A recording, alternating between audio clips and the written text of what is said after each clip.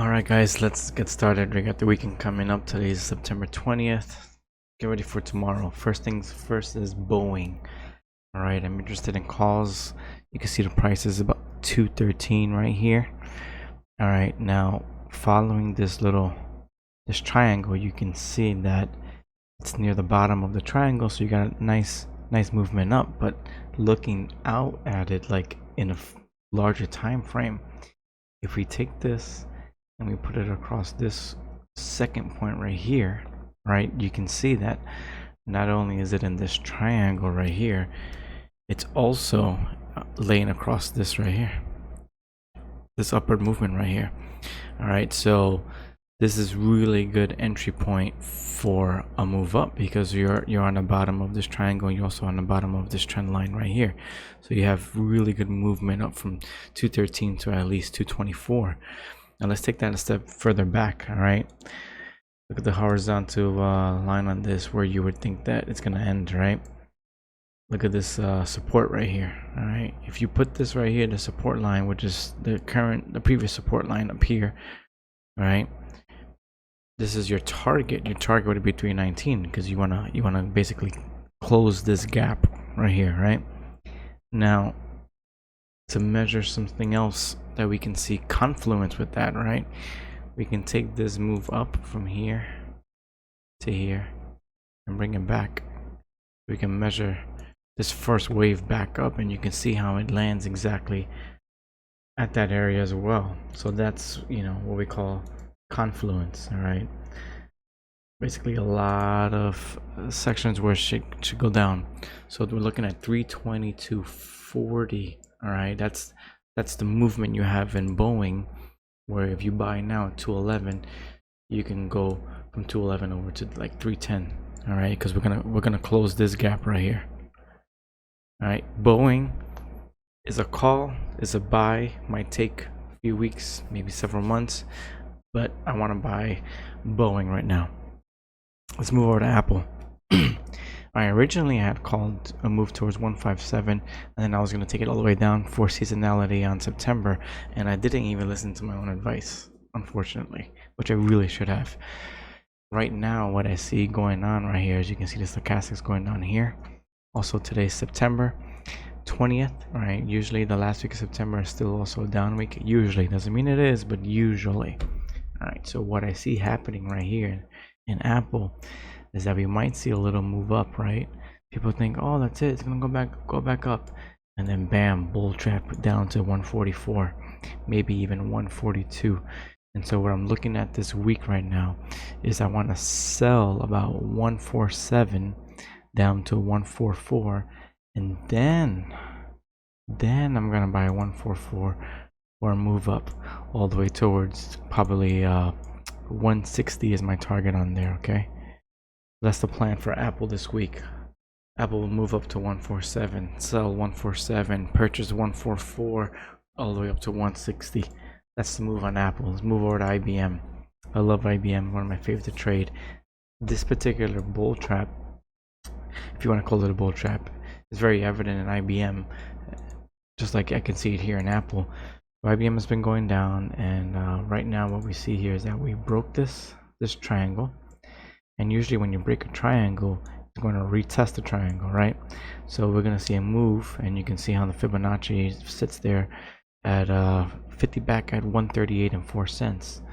So what we want to do is we want to see a move up to 138.40 and then back down towards 133, which is where I have the Fibonacci extension at, and maybe even possibly 130. All right, so same thing, buy to 137, 138, sell 138 down to 133 or 130, and then rebuy for a very strong move up coming after this week, right? So buy in October, we want to see a huge move up. Okay, that's the plan for IBM. Next, Roku. Oh, this is what I call Daddy's little monster again. All right, so we see how we have this triangle right here, this flag, I guess you can say. 1, 2, 3, 4 points. You can see how it's landing right here at this little orange line. What I'm expecting that is fake excitement. It's gonna break this line. People are gonna be like, oh my god, Roku's moving up, and it is gonna move up all the way to 350 most likely. All right, and then I'm gonna sell it I'm gonna sell because I want to retest this trend line that broke, and also confluence with 305. Okay, the 1618 fib extension sits at 305 and 16 cents. All right, 305. So I want to sell 350 or sell now Roku. Doesn't have to be 350 down to 305, and then I want to be extreme buyer here because I think we're gonna see a powerful move up towards 400 and 422. Okay, it might even just go straight up to that, maybe, but I think we still have one more down, and this little stochastic looks kind of weak right there. All right, next is Neo. Now Neo, what I see here is I already actually own Neo. I have calls on it already. What I'm expecting is that we're gonna see a move up towards $43, maybe 45, but 43, and then we're gonna come back down. Okay, we're gonna come back down, maybe even up here, all the way down here.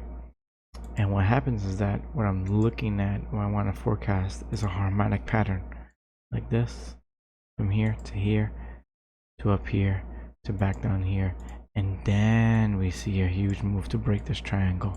Okay, so I'm buying Neo with a target of 43, 45, and 47, and then I'm gonna sell it down to 30. All right, that's my plan for Neo. I'm already in it. Space, again, another possible bull trap you can see here. Now I drew a fib extension to measure this move right here to see where we go, and that comes down to about $20.82. The store price label on that. Okay, 20.80. So this thing already broke right here, right? We might see a move up to 30, drop down, and then back up. This is the same across the market on a lot of these things.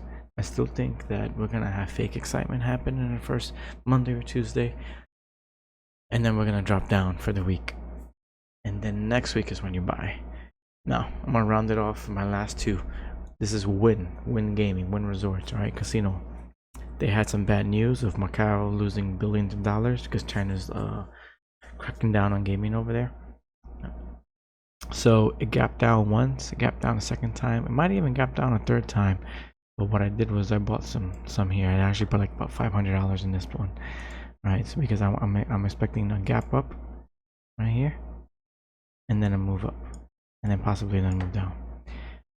It could just go down and then gap up. But looking at this slow stochastics that I use right here. All right, this looks like it's rounding out, ready for a move back up, which is why I bought this right here. One of my lotto plays. This is the biggest lotto play I have going on right now. I'm actually not in this yet, but I'm thinking about doing it. And what I want to do is I want to buy now for a move up, and this is called AHT, Ashford Hospitality Trust. Now this thing used to be worth thousands of dollars. I don't follow news, I don't know why it's been crashing, but it went up last April to June 11th. It went up from $20 to freaking almost $80. Huge $60 jump. And seeing as we've been printing sideways for a bit, I bought for a move up as a lotto play. Okay, strictly lotto. I don't recommend you do this. This is a risky play, but you can buy several hundred in options and own several, thousands and thousands of stock, and for a move up for lotto play. Okay, not for the weak stomach. This is if you have extra money laying around. Okay, all right, that's my round out for this week, and I'm looking for some bull traps, baby, or bear traps, I should say. All right, guys, have a good night.